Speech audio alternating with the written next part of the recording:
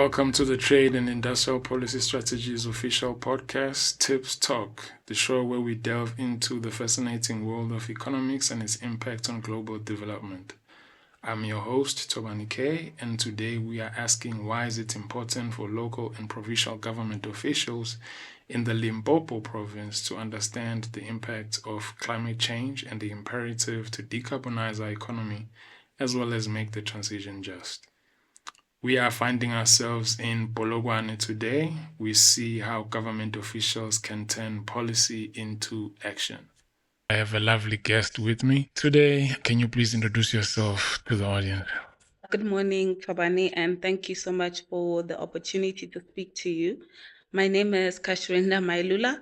I am a senior environmental practitioner for Mopani District Municipality here in Limpopo, and my work mainly focuses on air quality management, climate change response, and environmental compliance. I oversee the implementation of the key sector plans of the municipality's environmental management division, which are the air quality management plan, as well as our recently approved climate change response strategy, which I am responsible for. So on a day-to-day basis, I am responsible for managing compliance of the atmospheric emission licenses that we issue to them, as well as ensuring that the district municipality, both from government and our communities, are working towards promoting clean air, sustainability, and resilience to climate change. All right, thank you. Seems like you look after the air that we Yes, inhale. definitely. We're trying our best. I see. So in the past day and a half, what would you say your experience has been? What has stood out for you in the trainings? Okay, so the training so far has been an incredible experience for me. I mean, I have an understanding even before the training of just transition, but I still needed to learn more specifically on the green economy, just understanding what it's all about and how it links to just transition. So it was kind of beautiful to be able to see how the two concepts merge and how we can implement them in the municipal level, and also how we can incorporate the issues of just transition and green economy in the implementation of our climate change strategy at the district. When it comes to just transition policies, how do you infuse them just in your day-to-day basis in your line of work? Okay, so as I said in my introduction, I'm responsible for climate change response in the municipality. So Mopani has recently approved the climate change response strategy earlier this year. And in our climate change strategy, we have aspects of just transition. We have some implementation or activities that we hope to implement through the climate change strategy, such as emission reduction strategies and ensuring that all the activities that are undertaken within the municipality drive towards low carbon emissions and also hopefully moving towards net zero emissions. So this is a coal-based province, if I'm not mistaken. By that I mean there's a lot of coal that come from this province. Yes, definitely. If you're saying there are strategies that you are implementing or trying to implement that mitigate emissions, can you just name one strategy? Okay, so the coal reserves are mainly located within the Waterberg District Municipality around the areas of Lephalale. So in the area where I'm working within Mopani, we do not necessarily have any coal mines, but we do, however, have the industrial processes like your metallurgical industries and the mines. So the main commodities that side are your copper, your phosphate, and your magnetite. Those are the largest commodities that we have in the mining sector of Mopani. And in those processes, there is a lot of emissions that are generated. They generate a lot of greenhouse gases, and most of the operations obviously do make use of fossil fuels such as your coal.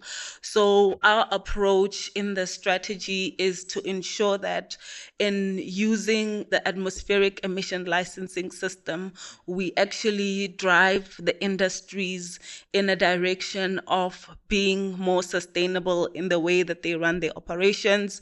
So our licenses would normally require the industries to implement cleaner production strategies in their operations. So as I've said, we do monitor them on an ongoing basis, and they are also required to submit to us the improvement plans that they have in areas where they may potentially be or where there are exceedances of the emission standards or of the greenhouse gas emissions. So we don't necessarily have emissions from coal. We don't have coal reserves, but it's secondary use of coal and the emissions from the metallurgical processes or the operations from the mining activities that I've mentioned. In Mopani, when we talk about this just transition, what challenges or opportunities do you see? Okay, so obviously, speaking of challenges, I will relate it back to the response that I just gave now to say moving towards a cleaner future will have impact on livelihoods. There are some job cuts that will be experienced when now we're trying to transition to a cleaner economy and moving to a greener economy. There will be some jobs that will be lost. And obviously, that affects a lot of people. Now we will have to go back and try to reskill those people. And that's something that may take a long time, and we don't know the impact that it will have on the economy and on the livelihoods of these people while we move into the transition. As good as the transition is, we need to unfortunately also consider these risks, which are highly prominent in our district, looking at the fact that we rely mainly on the mining sector. And I've also indicated that our economy is also dependent on the agricultural sector. So our climate change strategy identifies or it recommends some of the activities that, will benefit the agricultural sector, such as your climate smart agriculture, where we still need to be transferring skills to the majority of the community so that they are able to cope with the transition. And with on the side of the opportunities, of course, moving to a greener future will have a number of opportunities for the municipality. Mopani, as you will know, we have an abundance of sunlight. So that is an opportunity for us to maybe venture into building solar farms. We already do have some solar farms that are built within the district that are contributing to the grid. And I think it's one of the opportunities that we can actually venture into looking at things like solar. And because we are an agricultural municipality, things like biogas, from your farm waste or your animal waste is one of the viable opportunities that we could potentially get to benefit from. And I've already mentioned the issue of climate smart agriculture, although it will need a lot of reskilling and maybe some training and resources for our communities to eventually adapt. It is one of the ways that will help us to be able to cope in the face of climate change. The issue of water scarcity is a major one for the whole country, and Mopani is not exempt from that. We do face issues of water scarcity. So the sooner we get our people, acclimatized to climate smart agriculture, the better it is for them to be able to sustain themselves, whether it's from subsistence farming or commercial farming. And we also have opportunities for public-private partnerships. As I've mentioned that, for transition to be just, it needs to be inclusive. So this essentially means that as we transition, we need to involve all stakeholders that are involved in the change or that are affected by the change, whether directly or indirectly. And this means that government must find a way to work along with the private sector, whether it's, industry, your NGOs, your research institutions, to work towards, ensuring that everyone is included in the transition and ensuring that all the skills that are required for us to be able to cope in the face of the transition are transferred to our people. And lastly, I will just mention the issue of empowerment of our communities. It's a very big opportunity, looking at the work that we're already doing in the municipality to empower our communities.